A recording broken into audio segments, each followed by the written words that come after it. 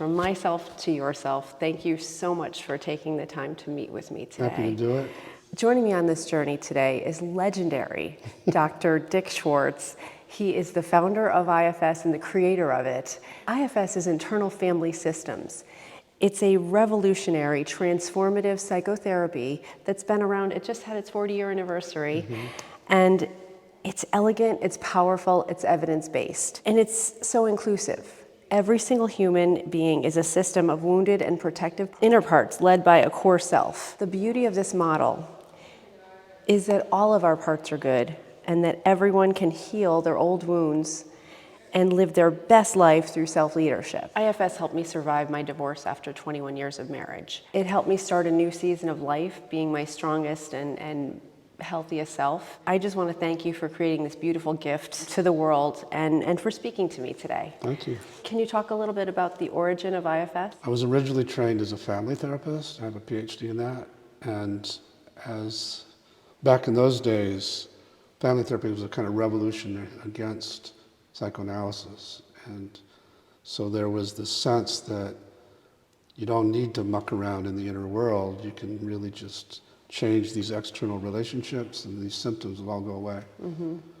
And I decided, because I was as zealous as anybody, decided to prove that and did an outcome study and found that that didn't work. And in the process, I was working with a population of kids with bulimia. I asked them why it wasn't working, and they started talking this language of parts, which kind of was startling because they were talking about the part that makes them binge, or the critic that comes in and attacks them, or part that feels so worthless, as if they were little autonomous beings inside. And at first I got scared and thought maybe they're sicker than I thought. Right. But then I started listening inside myself and oh my God, I've got some of those too. And so then I just got really curious and, long story short, learned that they're not what they seem, that they are all valuable. I just wrote a book a few years ago called No Bad Parts, because I've been at it, like you said, 40 years and worked with parts that have done horrible, horrible things.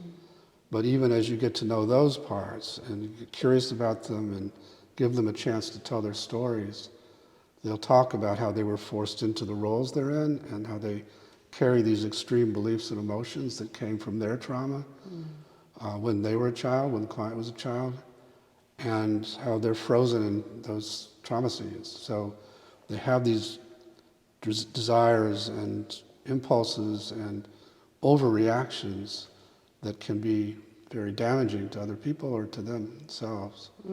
But that's not who the essence of the part is. So the idea is we're born with these parts. They come into the world with us and they have all these valuable qualities, but they're forced out of those valuable roles by not just trauma, but also bad parenting and slings and arrows we all suffer. Sure, the world. Yeah. Do you have specific goals for the development of IFS? It mainly has been training of psychotherapists most of my career.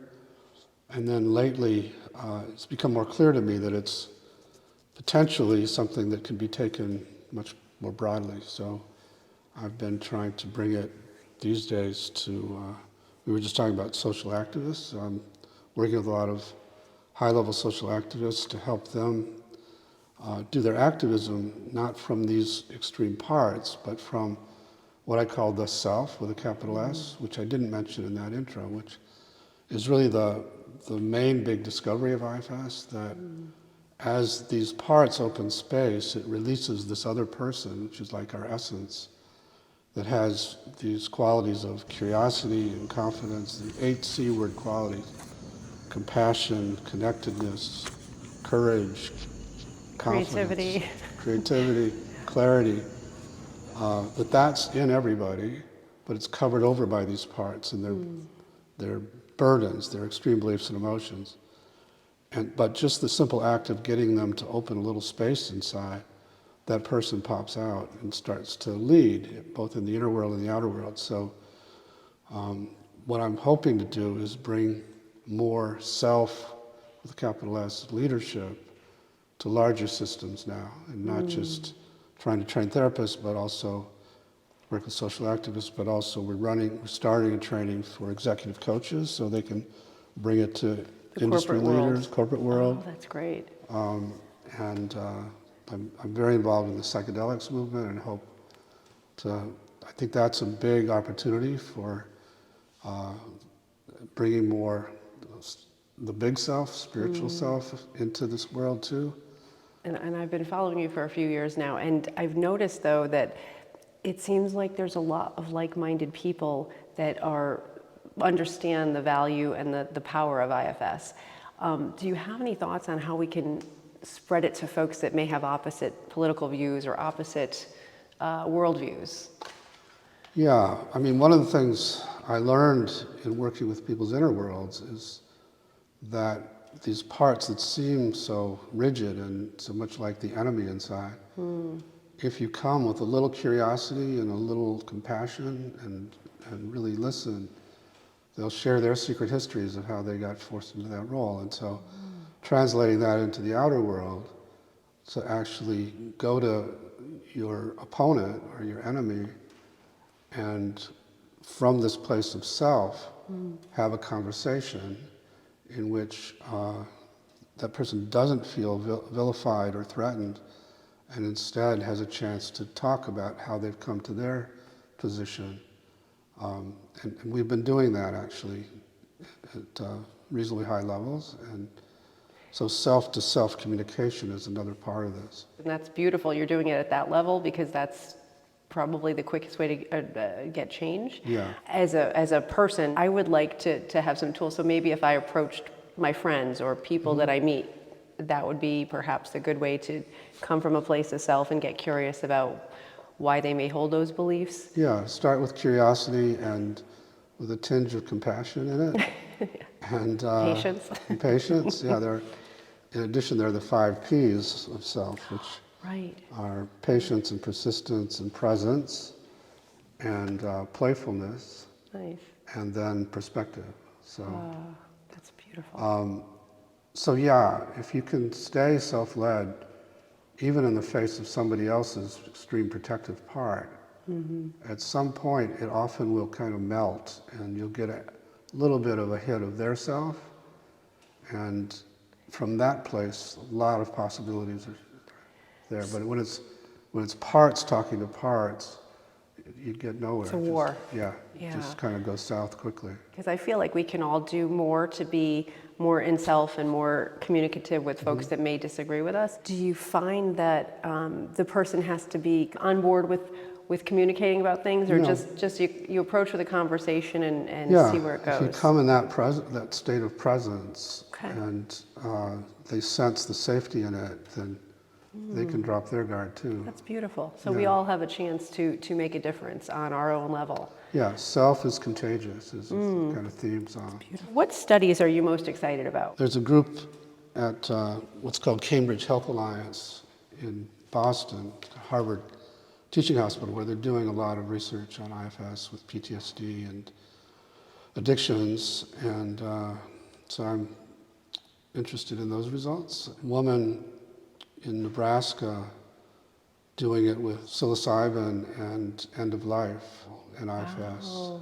Really interested in that as well. Ooh, what do you think about psychedelics? Yeah, I'm very excited about the possibilities because I've been co-leading retreats now for, I think last one was our 5th or so, with a woman named Sunny Strasberg, who is really one of the big experts in psychedelics, and I bring IFS. First, I thought we do pretty well without psychedelics, but we get stuck sometimes, maybe it would help.